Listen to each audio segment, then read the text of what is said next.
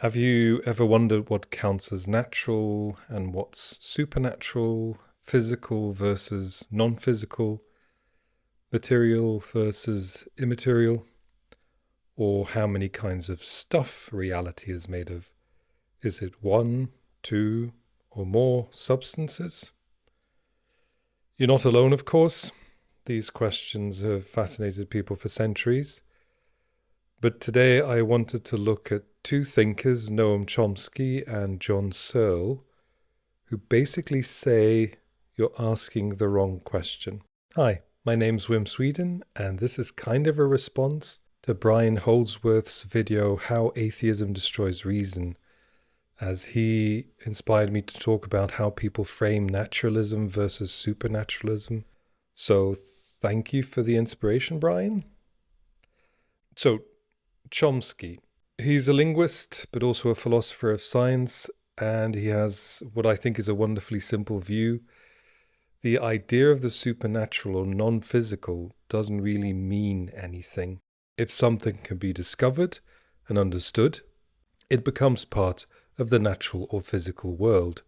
In other words, there's no line in the sand between natural and supernatural or physical and non-physical. There's just understood and not understood yet. And once we do understand it, it gets absorbed into science in the category of physical. It becomes natural or physical by definition, by the fact that it's now explained. As Chomsky himself puts it in his 2011 lecture at the University of Oslo when asked about physical versus non-physical, the physical these days are things that Newton would have regarded as total absurdities, like curved space-time. How can that be physical? Quantum entanglement. I mean, Einstein regarded that as non-physical because it's so absurd. But now scientists just accept it. Physical is just anything we more or less understand. And if that's the only notion of physical we have, there can't be interaction between physical and non-physical. Non-physical will be all the things we don't understand. If we ever get to understand them, they'll be physical. So Chomsky isn't saying ghosts or miracles can't exist. He's saying if they do exist, they must work a certain way. And if we can study and find out more about their mechanisms, they're just encompassed into the natural or physical, just like curved space-time or quantum entanglement are now part of the category physical, whereas Newton would have thought they weren't. John Searle, the philosopher of mind, takes a similar view when discussing the issue of mind-body dualism specifically. Searle's not really interested in whether the mind is a different substance from the brain, dualism versus monism and all that.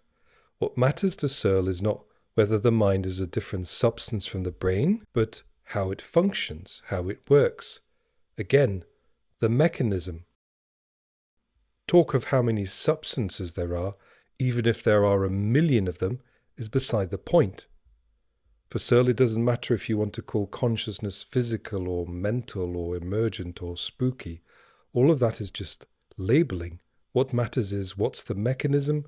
How do neurons or systems or processes or whatever it is generate what we call experience? He's saying let's stop getting hung up on how many kinds of stuff reality is made of. Let's figure out how things work. So what do Chomsky and Searle have in common? They're not trying to solve ancient metaphysical debates by choosing a side. They're trying to reframe the debate. Supernatural? Meaningless without explanation, and physical is a fuzzy, open-ended category that we put things in as soon as we have sufficiently understood them. How many substances are there? A distraction from the real question. What's the mechanism? How do these things work? So, maybe instead of arguing about labels like natural, supernatural, physical, or mental, we should ask, what's the evidence? What's the model? And most importantly, how does it work? Thanks for watching. If you like this breakdown of Chomsky and Searle's ideas, Leave a comment below. Have you come across other thinkers who try to cut through this metaphysical noise? Let's talk about them, because I'd be interested. And don't forget to like, subscribe, and hit the bell for more content like this. Thanks for watching. Bye.